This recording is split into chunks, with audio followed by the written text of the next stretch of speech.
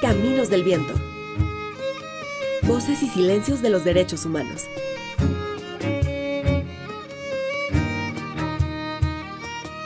Una producción del Instituto de Derechos Humanos Ignacio Ellacuría e Ibero Radio.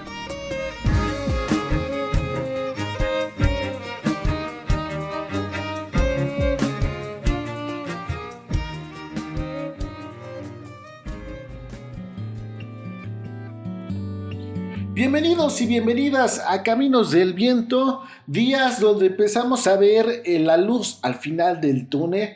Esta semana ha arrancado la estrategia de vacunación contra la COVID-19 para los adultos mayores en nuestro país, luego de varias semanas, días, donde la página de registro que había puesto en curso la Secretaría de Salud, pues presentó diferentes fallas a la hora de que queríamos registrar a nuestros papás, a nuestros abuelos, a algunos otros adultos mayores cercanos, pues esta lata que daba el que si aceptaban la CURP o no. Finalmente ha arrancado esta estrategia que parece ser el inicio, diría el clásico, el inicio del fin de esta larga pandemia a la cual ya nos acercamos sin duda a este primer año de confinamiento. Como siempre, recuerde, cuídese mucho, si sale, ocupe cubrebocas, guarde la sana distancia, cuídese mucho. En el episodio de esta semana hablaremos sobre los pendientes legislativos que tiene el Congreso del Estado de Puebla, particularmente la llamada Ley Agnes y la Ley en materia de desaparición de personas. Veremos el recuento anual 2020 del Observatorio de Violencia Social y de Género sobre probables feminicidios en la entidad y nos acompañará el equipo del Programa de Asuntos Migratorios del IDIE para compartirnos su análisis sobre estos primeros meses. Antes de arrancar, les invitamos a seguirnos en redes sociales. En Facebook nos encuentran como Instituto de Derechos Humanos Ignacio Ellacuría y Medios Universitarios Ibero Puebla, y en Twitter como @idie_iberopue y @iberomedios.pue. Mi nombre es Cuauhtémoc Cruz Isidoro. A nombre del Instituto de Derechos Humanos le doy la más cordial bienvenida a este Caminos del Viento. ¡Arrancamos!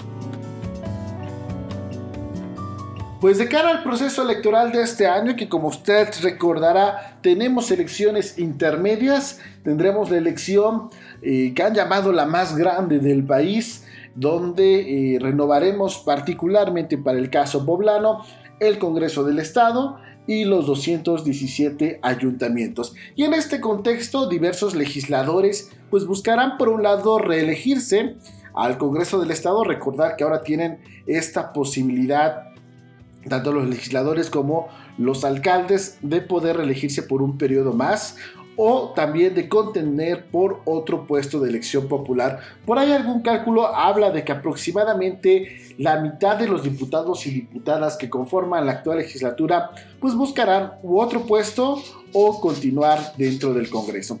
Así, en el Congreso del Estado de Puebla, al cierre de esta legislatura, pues aún hay varios pendientes que han sido prometidos a organizaciones, a instituciones y colectivos, entre ellos la aprobación de la conocida como Ley Agnes y la ley en materia de desaparición de personas. Vamos paso por paso. Sobre la primera, este 15 de febrero se cumplió el plazo prometido por el Congreso del Estado para discutir y aprobar la reforma al Código Civil del Estado de Puebla, conocida como la Ley Agnes, misma que reconoce el derecho humano a la identidad de género.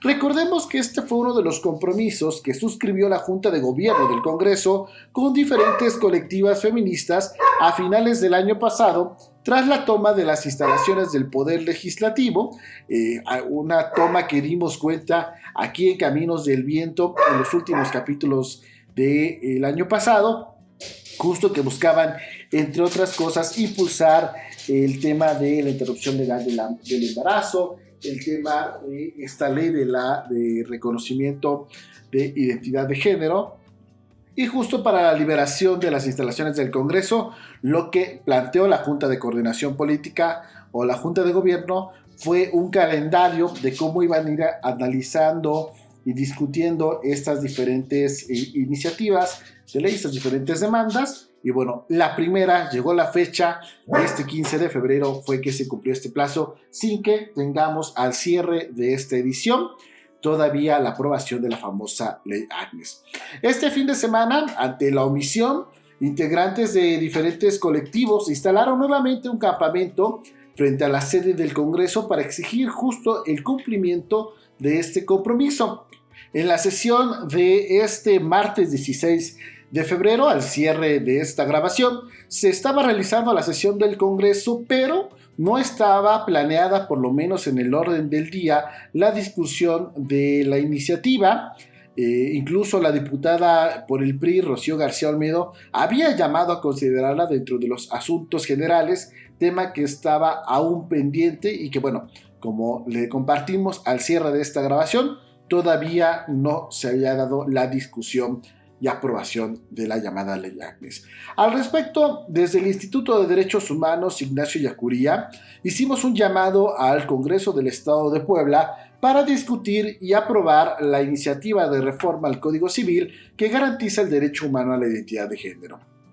La iniciativa de reforma, conocida también como Ley Agnes, señalamos desde el Instituto de Derechos Humanos, contribuye al reconocimiento y fortalecimiento de los derechos humanos de las personas trans, principalmente al derecho a la identidad de género y de la personalidad jurídica, en concordancia con principios internacionales, por ejemplo, los principios de Yogyakarta, con diversas resoluciones de la Asamblea General de la Organización de Estados Americanos en materia de derechos humanos, orientación sexual e identidad de género, así como con la opinión consultiva OC 24/17 de la Corte Interamericana de Derechos Humanos, la cual reconoce que el cambio de nombre y la adecuación de los registros públicos y de los documentos de identidad para que estos sean conformes a la identidad de género autopercibida constituye un derecho protegido por la Convención Americana sobre Derechos Humanos y que los estados deben de garantizar para que las personas interesadas puedan acudir a un procedimiento o trámite para tal efecto.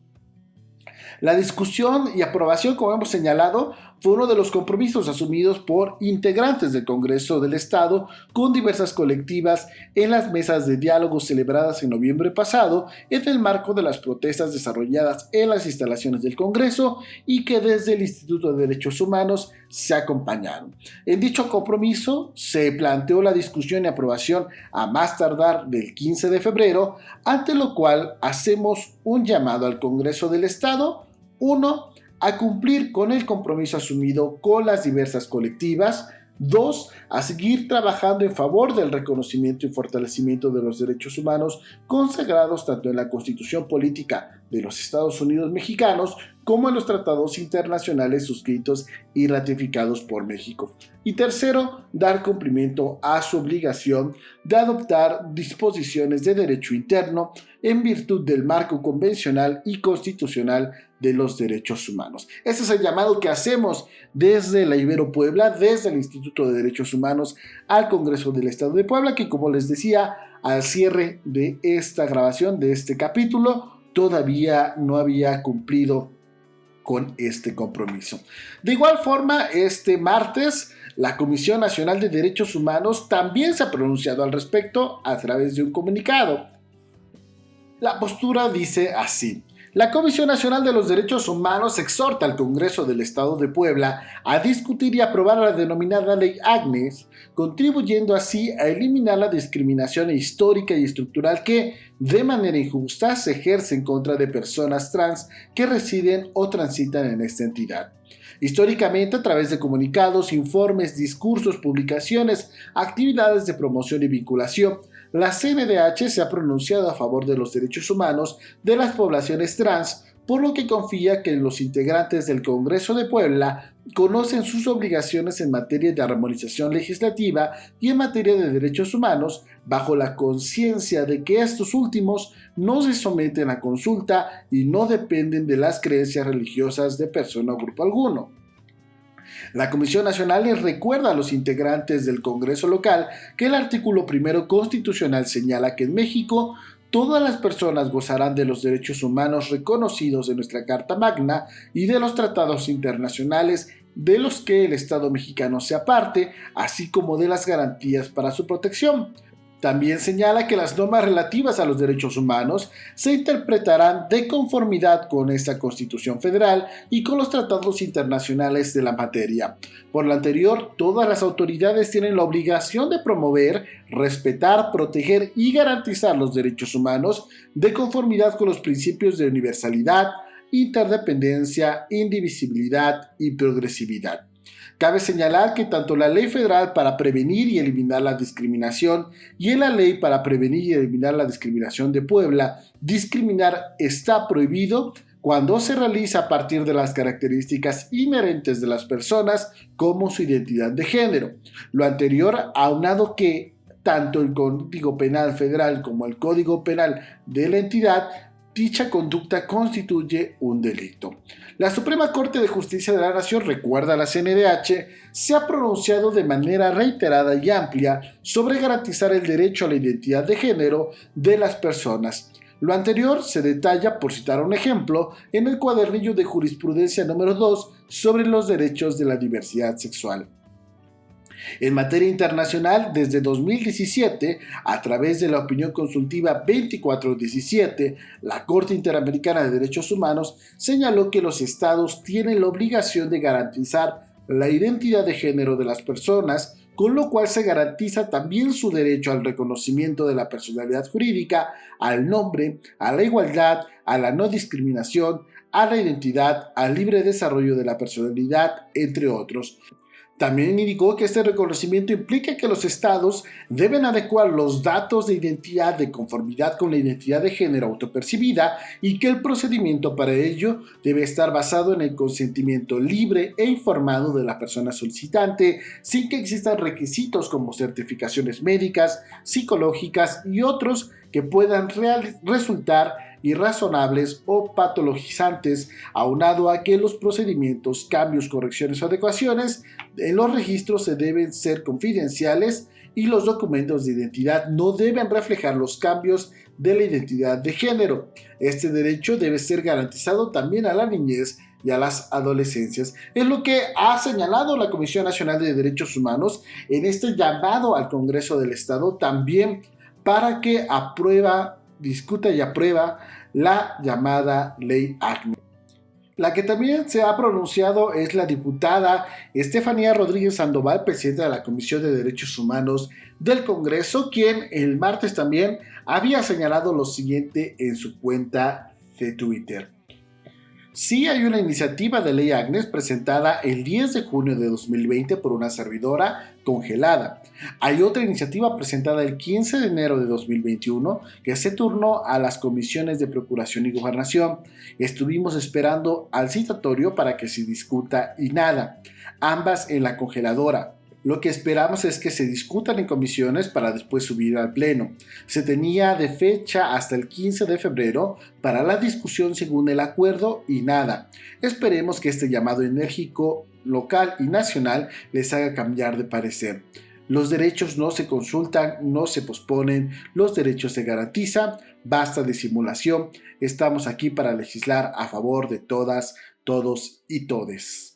Así, la diputada se ha pronunciado haciendo el exhorto a sus compañeros a discutir y aprobar esta Ley Agnes como parte de los compromisos asumidos. Otro de los pendientes legislativos del actual Congreso es la discusión y aprobación de la iniciativa de ley en materia de desaparición de personas para el Estado de Puebla. Recordemos que el 15 de junio de 2020, la Ibero Puebla, a través del Instituto de Derechos Humanos Ignacio Ellacuría, el Observatorio de Participación Social y Calidad Democrática y la Coordinación de la Licenciatura en Derecho, participó en la presentación pública de esta iniciativa. A invitación de la Comisión de Derechos Humanos del Congreso de Puebla, presidida por la diputada Estefanía Rodríguez Sandoval, estos tres espacios de la Ibero Puebla previamente habían colaborado junto con los familiares de personas desaparecidas y la Comisión de Derechos Humanos del Congreso en la revisión y retroalimentación de la iniciativa de ley. Durante su intervención, en aquella tarde del 15 de julio, la maestra María del Rosario Arrambide González, directora del Instituto de Derechos Humanos Ignacio Ellacuría, explicó que esta se trata tanto de una armonización derivada de la Ley General promulgada en 2017, como del cumplimiento de obligaciones internacionales adquiridas por el Estado mexicano y en atención a las recomendaciones de relatores y organismos internacionales. Sin embargo, después de más de medio año de presentada esta iniciativa, de que en ese mismo evento el diputado Gabriel Biestro, que preside la Junta de Gobierno del Congreso, se comprometiera a impulsar la discusión y aprobación de la iniciativa de ley, pues lo que vemos es que no hay avances en el mismo, que ha sido detenida, que está en la famosa congeladora, no se ha discutido ni en comisiones y mucho menos para subirse al pleno, motivo por el cual esta semana las 3 áreas de la Ibero Puebla han enviado al Congreso del Estado una carta solicitando la discusión y aprobación de la iniciativa. Doy lectura a la carta que ha sido enviada al diputado Gabriel Biestro, presidente de la Junta de Gobierno y Coordinación Política, a la diputada María del Carmen Cabrera Camacho, presidente de la Comisión de Procuración y Administración de Justicia, y a la diputada Estefanía Rodríguez Sandoval, presidenta de la Comisión de Derechos Humanos. Como es de su conocimiento, esta universidad, a través del Instituto de Derechos Humanos Ignacio Ellacuría, el Observatorio de Participación Social y Calidad Democrática y la coordinación de la licenciatura en Derecho, participó entre febrero y marzo del año 2020 en la elaboración colectiva de la iniciativa de ley en materia de desaparición de personas para el Estado de Puebla, misma que fue trabajada de la mano de los colectivos y familiares de personas desaparecidas en la entidad, así como con la diputada Estefanía Rodríguez Sandoval y su equipo. Esta iniciativa, que se distingue por colocar en el centro a las víctimas y sus familias, se encuentra en espera de dictaminación por parte de las comisiones de Procuración, Administración y Justicia y de Derechos Humanos del Congreso del Estado desde el mes de julio de 2020. La importancia de adoptar la ley en la materia responde a un contexto de graves violaciones a los derechos humanos, como lo es la desaparición de personas, que ha alcanzado índices sistemáticos y generalizados a nivel nacional y estatal.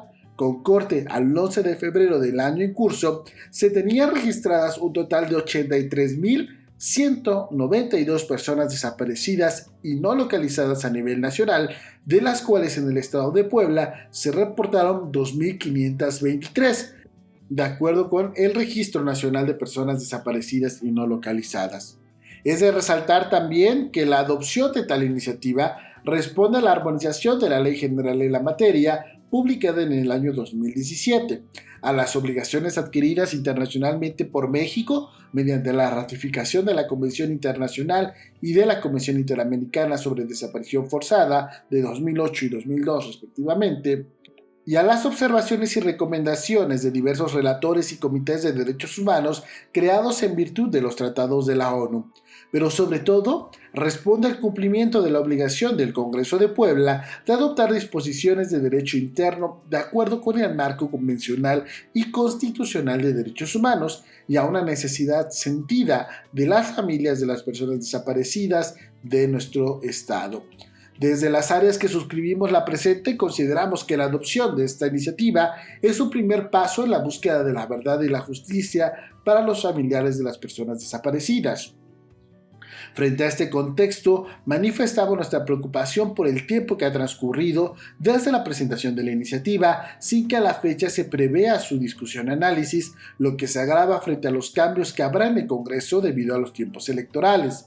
Desde nuestra perspectiva, estamos ante un asunto de emergencia nacional y la responsabilidad urgente de legislar para atender adecuada y responsablemente este tema. Por ello, hacemos un llamado a la discusión inmediata, ya que, como nuestros representantes, den los pasos necesarios rumbo a la aprobación de la iniciativa, colocando en el centro de su agenda legislativa a las personas desaparecidas y a sus familiares. Firma maestra María del Rosario Ramírez González, del Instituto de Derechos Humanos Ignacio Ellacuría, maestro Roberto Ignacio Alonso Muñoz, del Observatorio de Participación Social y Calidad Democrática, y el maestro Simón Alejandro Hernández León, coordinador de la licenciatura en Derecho. Así, estos dos pendientes legislativos que, bueno, no habrá que dejar de lado ahora que vienen los tiempos electorales y que muchos de ellos llamarán al voto. Bueno, recordar que tienen estos pendientes que no puede, no debe o no debería concluir la legislatura sin que se aprueben, entre otras leyes de interés en defensa de los derechos humanos, estas dos iniciativas, la ley Agnes y la ley en materia de desaparición de personas. No soltaremos desde este espacio el tema para dar seguimiento, para ver cómo avanzan o también para denunciar y visibilizar en caso de que no se discutan ambas iniciativas de ley. Así estamos en estos pendientes legislativos. También esta semana el Observatorio de Violencia Social y de Género ha presentado sus datos 2020, su recuento anual sobre feminicidios en Puebla. Y es que el Observatorio de Violencia Social y de Género registró 66 probables feminicidios durante el año 2020, es decir, cada 5.5 días ocurrió un probable feminicidio en nuestra entidad. De estos 66 casos, 27 fueron de tipo íntimo, 2 no íntimos, 6 infantiles, 3 familiares, 1 por trata de personas y en 27 no hay datos para su clasificación. La edad promedio de las víctimas es de 30 años, 6 víctimas eran menores de edad, 3 víctimas tenían 60 años o más y en 14 casos se detectaron signos de violencia sexual. ¿Dónde ocurrieron los feminicidios? Pues tenemos que de los 217 municipios poblanos, en al menos 32 municipios hubo al menos un probable feminicidio.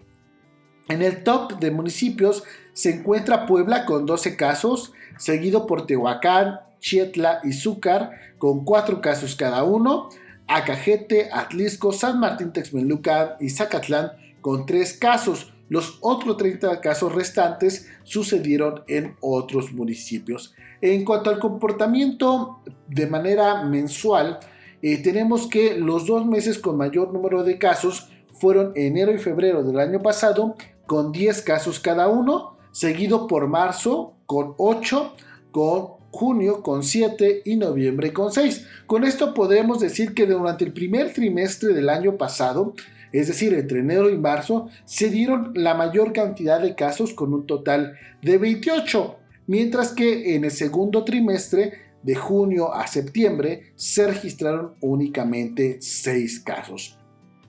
Durante el mismo periodo se registraron 32 homicidios violentos contra mujeres, sin embargo no se cuentan con datos suficientes para su clasificación como probables feminicidios. Y es que hay que recordar que los registros hemerográficos del observatorio contabilizan tomando en cuenta los criterios de clasificación del modelo de protocolo latinoamericano de investigación de las muertes violentas de mujeres por razones de género y el Código Penal del Estado de Puebla. Por eso se pueden dar esta variación en las cifras entre unas y otras. Y justo hablando de este comparativo entre las cifras oficiales, por así decirlo, de la Fiscalía General del Estado, la Fiscalía registró entre enero y diciembre de 2020 53 feminicidios. Hay que recordar que la Fiscalía es la única dependencia o autoridad responsable que puede determinar finalmente si hay o no un feminicidio. Entonces, de manera oficial, tenemos que el año pasado dieron 53 contra 66 feminicidios registrados por el OVCG o probables feminicidios. En cuanto a la comparación de datos, por ejemplo, resulta que coincide en febrero con 10 casos, como ya lo habíamos dicho, por parte del OVCG, contra 10 casos por parte de la Fiscalía. Hay un mes donde la Fiscalía reportó más casos, como en junio, cuando reportó 8, mientras que en el OVCG solamente se registraron 7 probables feminicidios. Y bueno, ahí vemos que es raro que las cifras coincidan de manera mensual por estas diferenciaciones que se pueden dar en cuanto al registro. Y también en el comparativo anual a 6 años de violencia feminicida con los registros de presuntos feminicidios entre 2015 y 2019, tenemos que en este periodo el Secretariado Ejecutivo del Sistema Nacional de Seguridad Pública únicamente ha documentado o ha reportado 187 feminicidios. En contraste, la Fiscalía General del Estado, que en teoría tendrían que coincidir porque son cifras oficiales, ha reportado 324 feminicidios y desde el Observatorio de Violencia Social y de Género se han documentado 495 probables feminicidios. De acuerdo con la tendencia, hay una disminución de casos entre 2019 y 2020. De acuerdo con datos del Secretariado Ejecutivo, pasamos de 58 a 52 casos. En el caso de la Fiscalía del Estado tenemos de 60 a 53 y del OVCG de 79 a 66. ¿Por qué es importante este comparativo? Porque recordemos que a partir de 2019, en 50 municipios de Puebla, se activó la declaratoria de alerta de violencia de género contra las mujeres. Esto como un mecanismo de protección de los derechos de las mujeres, el cual establece un conjunto de acciones gubernamentales de emergencia con el fin de erradicar la violencia feminicida y la desaparición y la trata de niñas y adolescentes. Sin embargo, las cifras revelan que aún existen acciones pendientes que garantizan el acceso sustantivo de las mujeres a una vida libre de violencia, conforme lo establecido en dicha declaratoria de alerta de violencia de género contra las mujeres. Así, los datos anuales del Observatorio de Violencia Social y de Género en cuanto a los feminicidios en Puebla. Cifras que sin duda, aún como lo señalábamos en otro espacio, en el contexto de la pandemia, cuando esperaríamos que aún más bajaran, pues se siguen manteniendo muy similares y que también, pese a la declaratoria de la alerta de violencia de género, vemos que no hay una disminución significativa en el número de casos que han ocurrido en nuestro estado. Así cerramos esta primera etapa de Caminos del Viento. Si usted quiere conocer estos datos y revisar los comparativos, los puede registrar o los puede revisar a través de nuestras redes sociales. Nos encuentran en Facebook como Instituto de Derechos Humanos Ignacio Ellacuría y en Twitter como @idie_ibero. Vamos a una pausa y regresamos con más aquí en Caminos del Viento. Ya está con nosotros el equipo del programa de asuntos migratorios del IDIE para darnos su análisis. Volvemos.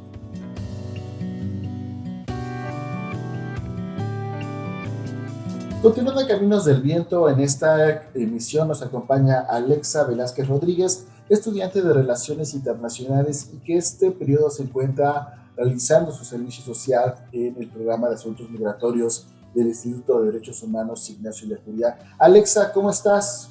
Hola, Cuau. Estoy muy bien, muchas gracias. ¿Y tú?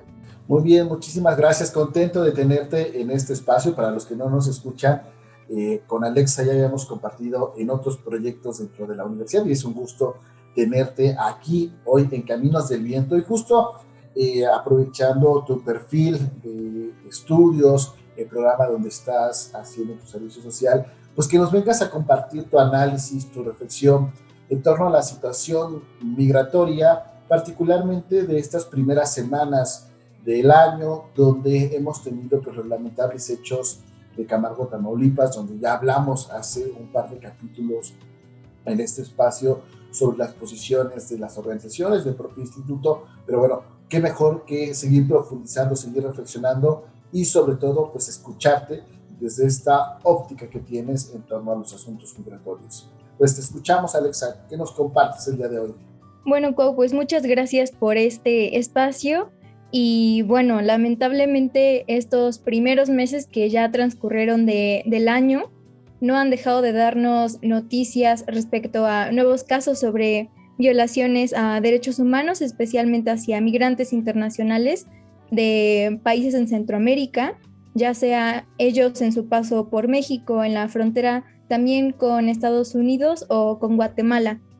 El primer hecho que sucedió en este año fue la primera caravana migrante, la cual el 16 de enero cruzó la frontera de Guatemala con Honduras. La caravana estaba integrada por 9,000 migrantes provenientes de Honduras, quienes decidieron emigrar debido a crisis políticas, también a crisis económicas, a la corrupción, falta de oportunidades laborales y también a los daños causados por los huracanes ETA e Iota que sucedieron en noviembre del año pasado.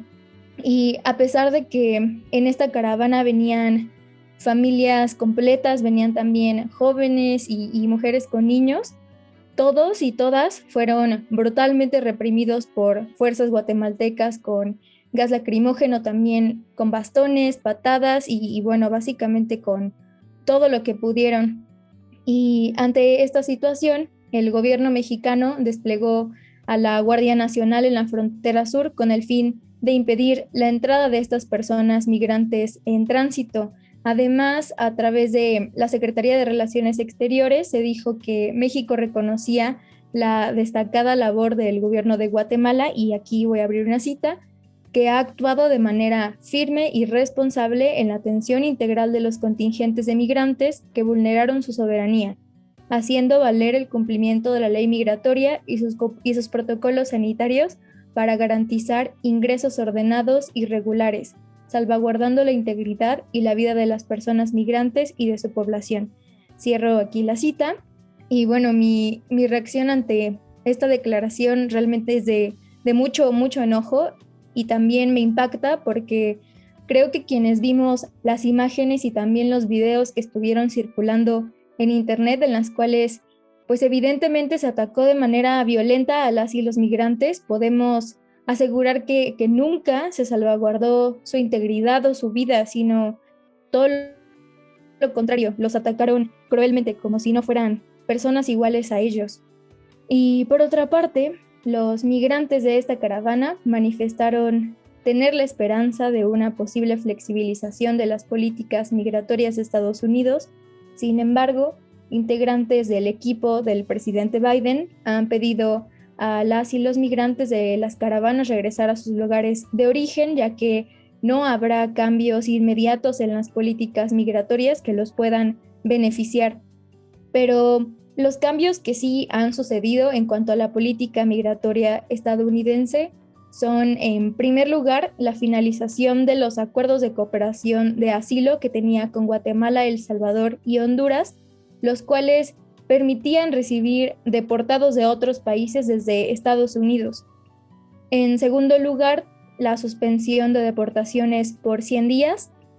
En tercer lugar, la creación de un grupo de trabajo con el fin de reunificar familias migrantes separadas de sus hijos, que en total se separaron a 5.500 niños.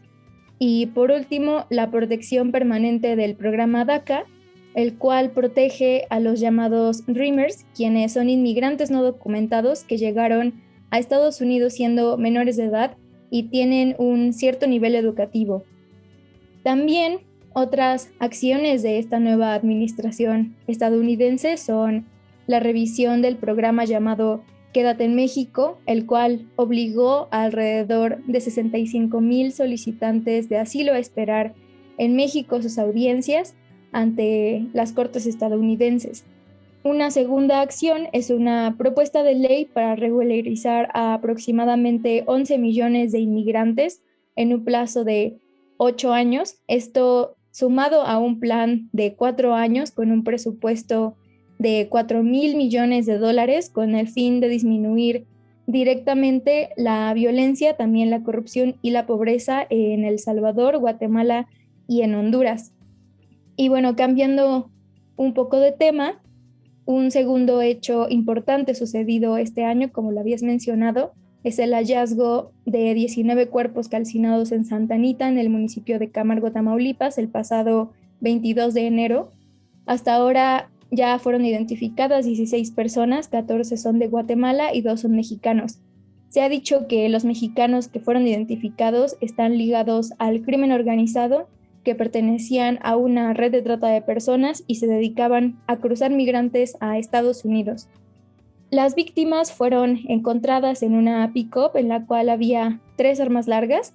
Esta camioneta aparentemente era propiedad de uno de los mexicanos que fueron identificados, y también se contabilizaron 113 impactos de bala, y se encontró otra camioneta, una Toyota con placas de Nuevo León, la cual fue quemada, pero en las investigaciones resultó que esta camioneta había sido utilizada en otros delitos, uno de ellos en una casa de seguridad el 6 de diciembre del año pasado en Escobedo, Nuevo León, donde rescataron a 66 migrantes que pretendían llegar a Estados Unidos. Esta camioneta fue asegurada en esa fecha, en diciembre del año pasado, por el Instituto Nacional de Migración, pero extrañamente volvió a circulación. El dueño de esta camioneta también fue uno de los mexicanos que se identificaron entre las víctimas. Y de acuerdo con el Universal, se tiene la hipótesis de que esta masacre fue perpetrada por elementos de la policía de Tamaulipas, quienes recogieron estos casquillos de los 113 impactos de bala hallados en la escena del crimen. Al igual, según otra nota de la jornada, se sabe que esta masacre se produjo en el marco del operativo llamado Frontera Chica y en ella estuvieron implicados el Grupo de Operaciones Especiales, la Policía Estatal de Tamaulipas y la Secretaría de Seguridad Pública del mismo estado, cuyos miembros recibieron la orden de asesinar a quienes circulaban en esa camioneta donde viajaban los migrantes, y tras lo cual se les mandó a incendiar esa camioneta para borrar toda la evidencia. Las autoridades de Guatemala sospechan que la mayoría de las víctimas son jóvenes indígenas MAM que tenían entre 15 y 25 años y ellos pertenecían a la comunidad de Comitancillo. 10 familias guatemaltecas, quienes en su momento aseguraron que sus familiares fueron asesinados en Camargo, enviaron muestras de ADN a la Fiscalía General de Justicia de Tamaulipas y fue gracias a ellas que se pudieron identificar a 14 migrantes guatemaltecos, ya solo quedando a la espera de la identificación de 3 víctimas más, además de la repatriación de los restos. Las investigaciones realizadas hasta ahora han resultado en la detención de 12 policías que pertenecían a la unidad de élite de la Policía Estatal de Tamaulipas, conocida como Grupo de Operaciones Especiales. Además, se destituyeron a 8 funcionarios del Instituto Nacional de Migración. Y bueno, frente a pues esta terrible injusticia, creo que la académica Aida Hernández nos ayuda a realizar un análisis más profundo sobre por qué continúan ocurriendo casos como Camargo. Ella publica en la jornada, y abro cita, que la impunidad que prevalece en las masacres de migrantes marca el contexto de vulnerabilidad que posibilitó esta nueva tragedia. Son las víctimas no documentadas ni reconocidas de las necropolíticas del crimen organizado, con la complicidad directa o aquiescencia de los gobiernos en turno. Estas violencias transfronterizas han sido posibilitadas por los racismos estructurales que hacen que ciertas vidas sean más valiosas que otras. Cierro la cita. Y para finalizar, quisiera mencionar que al caso de Camargo se suma un reportaje realizado por Animal Político donde se expone un informe que la Comisión Nacional de Derechos Humanos ocultó sobre múltiples casos de violaciones a derechos humanos de migrantes en México durante 2019 y 2020. Este reportaje describe denuncias de migrantes centroamericanos donde se relatan secuestros masivos, extorsiones, violaciones, matanzas y torturas a manos de grupos armados y también de servidores públicos. En respuesta a este reportaje, Rosario Piedra, quien dirige la CNDH, anunció que investigará cómo Animal Político obtuvo la información, pero no explicó por qué los testimonios se guardaron y no se realizó alguna recomendación o algún informe al respecto. Eso sería todo por mi parte. Muchas gracias por este espacio. Gracias, Alexa, por acompañarnos el día de hoy. Interesante tu análisis que nos compartes, ¿no? Sobre todo por estos puntos de la agenda migratoria que sin duda son importantes desde la óptica de los derechos humanos. Y bueno, queda esto al final de lo que planteas, ¿no? de la Comisión Nacional de Derechos Humanos, pues el papel que tiene el órgano garante de castigar o de buscar sancionar al medio que revela los hechos y no necesariamente a quien oculta pues, la información. Muchísimas gracias, Alexa, por acompañarnos el día de hoy.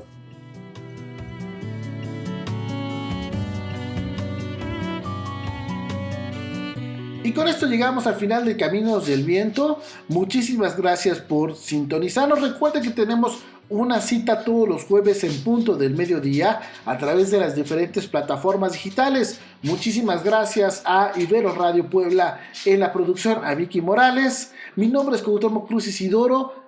Hasta la próxima.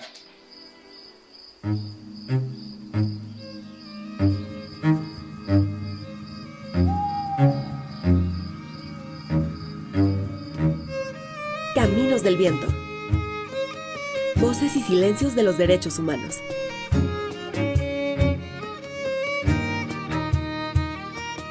Una producción del Instituto de Derechos Humanos Ignacio Ellacuría e Ibero Radio.